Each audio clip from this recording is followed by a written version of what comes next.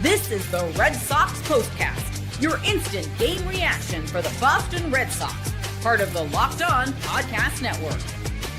Your team every day.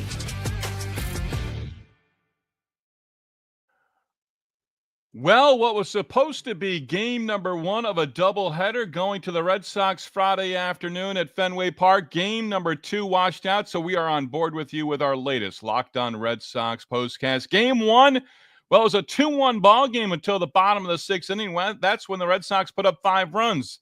They broke it wide open, answering the Orioles scoring a run in the top of the eighth inning with 13 runs in the bottom half of the eighth inning. Rafael Devers had a day. Really, so did just about everyone in the Red Sox lineup. With that, we welcome you to our latest Locked On Red Sox postcast. I'm Steve Lennox, longtime play-by-play announcer and storyteller.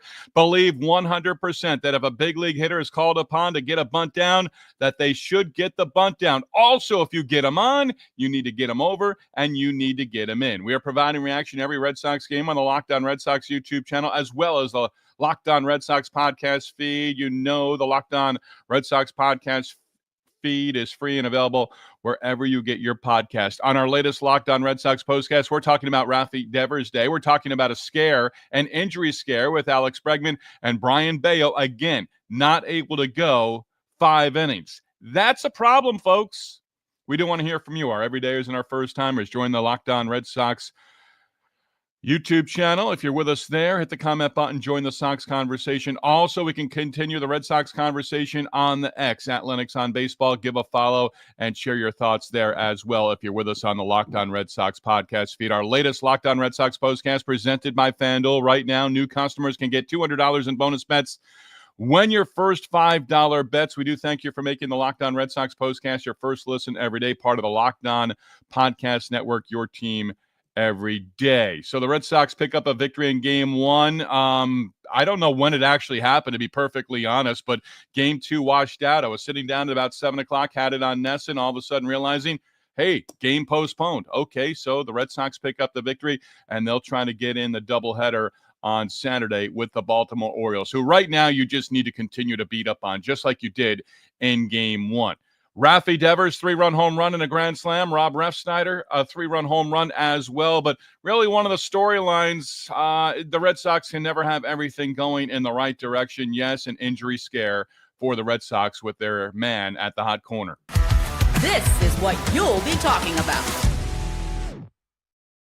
We're going to talk about the Bees. Bregman and Bello here at the start. But Alex Bregman, a base hit in the 5th inning. Off the green monster, aggressive turnaround first base, went back to the bag at first, immediately looked towards the first base dugout, came out of the game, and first Nesson reference, Dave O'Brien, Lou Merloni, both thinking, oh no, we've got the worst coming here, and this is not a good time for Alex Bregman to go down. Well, maybe best case scenario, right quad tightness. Day-to-day, talked with Nesson after the game. I think that's also a positive. Maybe he misses the remainder of this series, perhaps, but perhaps is available when the team goes out on the road starting on Monday against the Brewers. But Alex Bregman, again, out of the lineup. He was scheduled. He was going to be out of the lineup for game two. Alex Cora said, maybe best case scenario right now, maybe not as bad as we feared. Bregman has the injury. Now, to Brayan Bello. It's hard to watch. It really is. I mean, Bello is fortunate. He had some 0-2 counts and couldn't get batters. You couldn't put batters away. 87 pitches in 4 innings, 6 hits, 2 earned runs. The line could have looked a lot worse against what could have been a better lineup right now. You have to beat up on the Orioles. You really do at this point. Bello walked 1, actually struck out 7 in his outing. But again, you need at least 5. But you want 6, and you want a quality outing out of Brayan Bello, and it's been a long time since he's given you one. And it's hard to watch. Bernardino gets the job done, scoreless inning. Whitlock, 2 scoreless innings, 3 strikeouts. Wilson, a third of an inning, was charged with a run. Slayton, 2/3 of an inning. And then with the 13-run 8th inning, 13 runs in 1 inning for the Red Sox in the bottom of the 8th inning as they broke it up open, 19-3 lead. Abraham Toro doing his best. Dominic Smith, if that's his best, well, you might need to find another Dominic Smith to pitch in those situations. Personally, I felt like just use one more reliever and get it done. Toro ends up giving up 1 run, 2 runs, 4 hits, walked one, but did manage to get 3 outs. He gave up 2 earned runs and threw just 15 pitches. And on the other side, Emmanuel Rivera, position player, 1 inning, 8 earned runs, 8 hits, including the grand slam to Rafael Devers. And Devers, what can you say? 8 runs batted in, second grand slam. Hey, no grand slams for the Red Sox in 2024. Devers now has 2 in the last week or so. He finished with 8 runs batted in. And Rafael Devers, now on the season, as he had 8 runs batted in the victory, Devers now has 47 runs batted in. And here's a couple thoughts on Rafael Devers. And if you're with us on the Locked On Red Sox YouTube channel right now, as we're live, again, we weren't expecting to go live until after Game 2. Game 2 postponed till Saturday. Usually when there's a doubleheader, we go on after the final game is wrapped up. We'll plan to do that again on Saturday. The weather in New England just miserable. Hopefully better as we get into Memorial Day weekend. But here's the thing about Rafael Devers. He right now is the MVP of the Boston Red Sox. Part of his storyline going forward and for the remainder of the season is the fact that he was unwilling to play first base. We know that part of the narrative. That's not necessarily going to be taken into consideration, but people will not vote for him for MVP based on not going to first base. And yes, all of a sudden there was, Bregman's down. Is he going to be down? Is he going to go on the IL? Is he going to be down for a few weeks? Devers, immediately I'm thinking, is not an option right now for third base for the Red Sox because I don't even know if he's on a throwing program. So absolutely he's not available to go to third base. And Alex Cora pretty much said that after Game 1 on Friday. You've got Sogard who can move there. You've got the possibility of Cedar Rafaela going there as well. I think David Hamilton has had a little time at third base, not his best position defensively. But Alex Cora said, hey, in a pinch, Cedar Rafaela could come in and Christian Campbell could go to center field. Now, there's a lot of moving parts there. But if Rafael Devers is not on a throwing program right now, and I don't think he is, he's the DH. So he's not an option at third base if Bregman is down for 5, 6, 10 days. An IL stint. Remember, Romy Gonzalez hasn't played in a while. Rob Refsnyder was a little banged up. Great to see him hit a 3-run home run against a left-hander. But here's what I was thinking today about Rafael Devers. Rafael Devers, I think, is going to be part of the MVP conversation. And Rafael Devers could very well play a big factor in Aaron Judge chasing a triple crown in the American League this year. Devers now leads the AL in runs batted in with 47. Judge may have a big weekend with the Yankees at Coors Field. And the Red Sox need to really do as much. They need to win 3 out of 4, if not sweep the series. I don't say that often. But you're playing Baltimore. The Yankees are playing an even worse team than the Orioles right now, and the Colorado Rockies, who have 8 wins through their first 50 games. So Judge can get his numbers can go off the charts this weekend at Coors Field. And the Yankees, really, if you're a Yankee fan, you want them going in and winning all 3. And if you're the Blue Jays and Red Sox right now, you don't want any more distance between you and the Yankees. So it's mandatory. Hey, you're now 4-3 with 3 more to go on this homestand for the Red Sox. But back to Devers for just a moment. He could have a big say in Aaron Judge. Now, is Aaron Judge going to win the batting title? He's hitting just under 400. It's the first time that he's dipped under 400 in quite a while.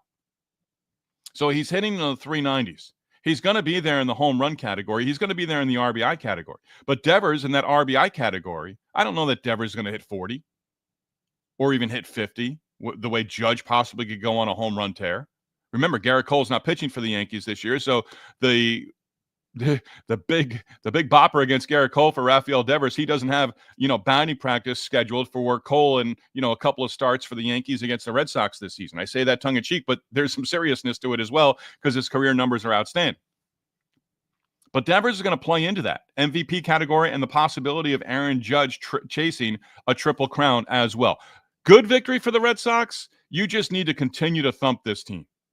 And they actually got a decent start out of K. Povich as he struck out 6 and gave up 1 run over 5 innings. But his pitch count got up there, kind of like McGill for the Mets the other night, as he throws 98 pitches. Then you got into the bullpen and went from there. And they had a position player on the mound who gave up 8 earned runs in the 8th inning. Note to position players, if you're going to volunteer or put yourself out there on the pitcher's mound, how come they can't throw as hard as they can? Not every single pitch, but when you're lobbing it in there at 37 to 47 miles an hour, Red Sox, if they had gone and gotten 6 runs off Toro, hey, wear it. But Toro, missed a couple of barrels there, and it was more maybe Oriole hitters getting themselves out than anything else. There was something I had written out, and it was looking like it was going to be the case. Trevor Story did not make 2 outs in that 8th inning. That's a positive for me. To your comments we go.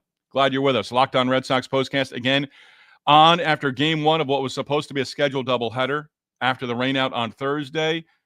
Split doubleheader, afternoon and night game. Night game for Friday night, washed out for the Red Sox. They're going to get 2 in. And I'm not saying they're trying to get 2 in on Saturday. The weather's supposed to be much better. Smoke Dog 1982 leads us off.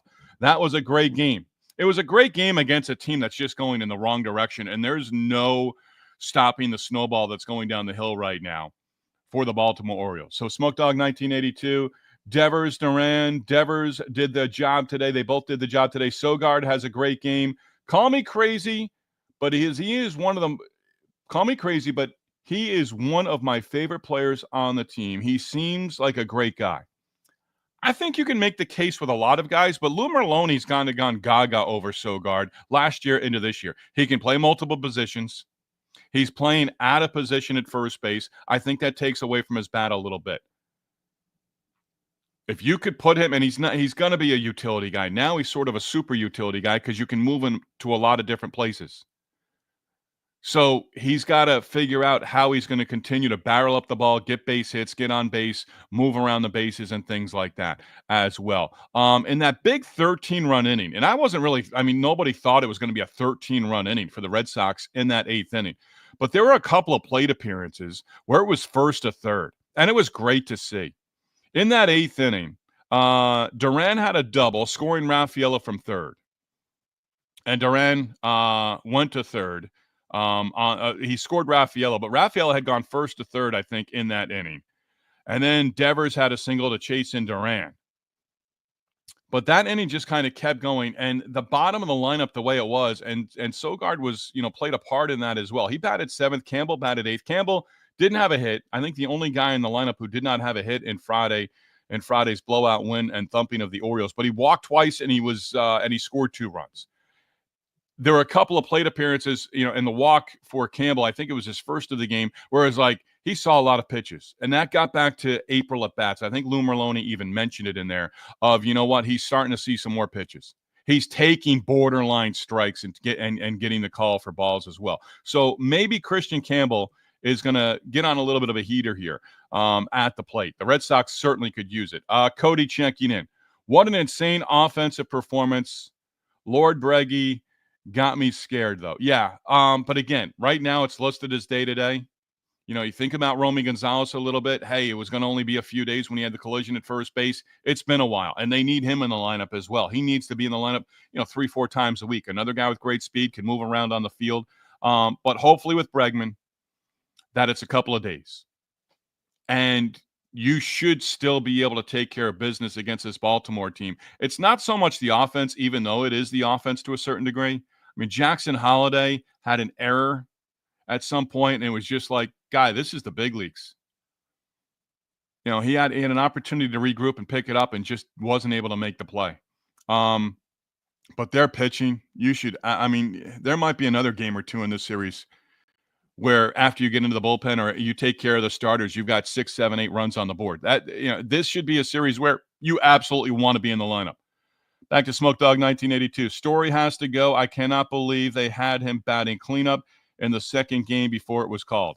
Yeah, that one surprised me a little bit as well. And I don't even know. They put the lineup out for the Red Sox, and I was looking at the lineup. I'm like, oh, Story's moving up. Okay. Willier was going to – I don't know what the Orioles had posted as a starting pitcher. They were sort of still TBA. I think it was Trevor Rogers who was supposed to go, so another lefty. And Willier Bray was actually going to get a full day off from both games because he was not in the starting lineup from what I saw for Game 2. That cleanup spot, and Lou Merloni said it, they had not gotten a lot of production out of the cleanup spot. They might be one of the worst teams in baseball this season in that cleanup spot. Now, it was Refsnyder in there, right? Yeah, it was Refsnyder in there, and he had 3 hits and 4 RBIs. That's the best production of the season from the cleanup spot, I dare say, through what now? Game 52 of the season. Jeffrey, hello, everyone. Hello, everyone. That means they'll be playing 2 games tomorrow. Yeah, the weather, I'm in the New Haven, Connecticut area. And this storm that has gone across the country and hit the Northeast and New England over the last 24 hours, we didn't get a ton of rain. But it was the right move in Boston on Thursday to wash it out. They washed it out early. But all the way up through the end of the game, Dave O'Brien, Lou Merloni were referencing, hey, game 2's coming up. First pitch, I think 7:10. And then all of a sudden, hey, we're washed out. And again, right now, if you're the Red Sox, this isn't the worst thing in the world. You get the night off. Now, you're going to have to pay for it, and you're going to have to play 2. And it looks like it's going to be on Saturday. So I'm not sure where the games are scheduled. The scheduled game for Saturday, I think, was 4:05, and maybe a Fox game as well. But, yeah, it might be a straight doubleheader on Saturday for the Red Sox. But you've just got to beat up. The biggest thing is you've got to beat up on this Baltimore team right now. A break, numbers of the night. We'll dissect a little bit more into the 19-5 victory. Bayo, Bregman, give you a scare. I don't know what happens with Bayo here, but I've actually heard a couple people and seen it written now. Tanner Houck might be a real option for the bullpen if and when he comes back. He's supposed to start throwing again. And I don't think it was a serious injury where they could activate him sometime in a few weeks, and he may very well be destined for the bullpen. And Brian Bayo, I don't think he's long for the rotation right now as well, the way he's pitched. Locked On Red Sox postcast. Red Sox thumped the Orioles in Game 1 of the series, and they're looking to play 2 on Saturday at Fenway Park. Locked On Red Sox postcast. Locked On Red Sox, your team every day, presented by FanDuel. The NBA playoffs are in full swing every night, delivering highlight-worthy performances, major momentum shifts, and can't-miss moments. Whether it's a game-winning shot or a breakout player, never been a better time to get in on the action. FanDuel makes it easy to stay in the game before tip-off and live with player props, performance trends, and same-game parlays. Fans have more ways than ever to play smart and win big. Maybe you're thinking OKC's and NBA regular season MVP Shai Gilgeous-Alexander is going to drop 30 or more in Game 3 of the Western Conference Finals against Minnesota. Maybe you're thinking Anthony Edwards gets Minnesota back in the series. Maybe he comes up with a double-double and a Game 3 victory, and the Timberwolves win on their home floor. New to FanDuel? Well, it's a perfect time to sign up. Head to FanDuel.com, place your first $5 bet. If it wins, you get $200 in bonus bets. Make every moment more with FanDuel, official sports betting partner of the NBA. It is a good victory for the Red Sox. Hopefully, again, a sign of things to come with this offense. Again, you beat up on a position player late in this game as you score 8 runs against Emmanuel Rivera. But again, you just go to the bat rack, grab the batting gloves, grab the helmet, and grab the bat and say, hey, I want one more knock here. And don't care. We're not going to remember that it was against a position player with 8 of the 13 runs in that 8th inning for the Sox in a thumping of the Baltimore Orioles. Brandon Devers absolutely raking. Leave him at DH. He is your DH, Brandon. He is our DH. He is the Red Sox DH. Absolutely. He's sticking there. I don't care if it's for 2025 or the rest of his career. He's on a Hall of Fame track. And the DH now gets in the Hall of Fame. But his numbers right now are phenomenal. I mean, the Grand Slam, he did the work there. I think it was 108 off the bat. I don't know what the pitch velocity was, but he did all the work on that Grand Slam. The 3-run home run was an absolute bomb. And when Devers hits a home run, I don't, he pimped it or he did this or, he showed up the pitcher on the pitcher's mound. I love when he knows he's hit a home run. Absolutely. And those both, I think, cleared the bullpen in right center field. Both of them were hit a long way. Smoke Dog 1982. I might order a Sogard jersey in the Green City Connect. That's an interesting one. That's an interesting one. I like that. I saw a price tag on those jerseys today. I believe it was $175. Wow. Sweatshirts now, MLB.com, $100. I looked at the green ones, the new Green Monster City Connects. Sweatshirts are now $95, $100 online. Not surprising. Numbers of the night. Let's get into a couple here. As the Red Sox, again, 19 runs, 20 base hits, a 13-run inning. It had been a long time since the Red Sox had an inning like that. The Red Sox actually have a good record when Bayo starts, but again, 4 straight starts for Bayo. going less than 5 innings. 4 2/3, 4 2/3, 4 1/3, and 4 innings on Friday. Had a chance. They've got one doubleheader sweep this season. That was at Fenway against the Cardinals. Remember, they thumped the Cardinals in that one as well. Cardinals have turned it around. And I don't know if it was after that series, but they've been a winning baseball team. Have to keep winning at home. Now 4-3 on the homestand, 6-3 in the last 9 at Fenway Park. That needs to continue. In case you haven't noticed it, defensively, the Red Sox, 1 error now in their last 7 games. Keep that going. And that's impressive as you continue to have guys sort of moving around. You've got that revolving door at first base. And I sometimes cringe when I think of the first base options right now for the Red Sox. With that, I also want to mention this because I don't know what this one means. But the Red Sox acquiring, first time we've talked about it with a Locked On Red Sox postcast, they acquire Ryan Noda, first baseman outfielder from the Angels, in exchange for cash considerations. Noda in the big leagues in 23 and 24 with the Oakland Athletics at the time. 23 hit 16 home runs, had 54 RBIs. Not a guy I'm real familiar with. But then I went across his line on his baseball reference page, played in 128 games for the A's in 23, was up and played 36 games with Oakland in 24 and had a home run and 4 runs batted in and just a .137 average. But in that 23 season where he had 128 games, think Bobby Dahlbeck, think, guys with a lot of swing and miss. He struck out 170 times at the big league level in 2023. Hey, maybe he comes in. I think a University of Cincinnati guy, by the way. Maybe he comes in and starts to put things together a little bit. And going to AAA Worcester right now, but, going to be an option. I looked it up a couple of places, and I couldn't really find anything with Noda and how he's been defensively. But he's got more time than anyone right now they're considering at the first base position. Smoke Dog 1982, 2003, last time they scored that many runs in an inning. Thank you, sir. Normally I'll try to get a second source, but Smoke Dog 1982, you are a great source. And I love that. You got that. I appreciate you adding that on there as well. Hey, 2 on Saturday and take both. And then you wrap up the homestand on Sunday. And really, you want 7-3. Take all 3 over the next 2 days. You get a night off, a little bit more rest. You had Thursday off. You played 1 game. You put up 19 runs. I don't call for it, but I really want to see a series sweep of the Orioles. I don't know if this team rebounds. I don't think they get back to 500. That is going to take an awful lot, and I don't think they have the pitching staff to do it.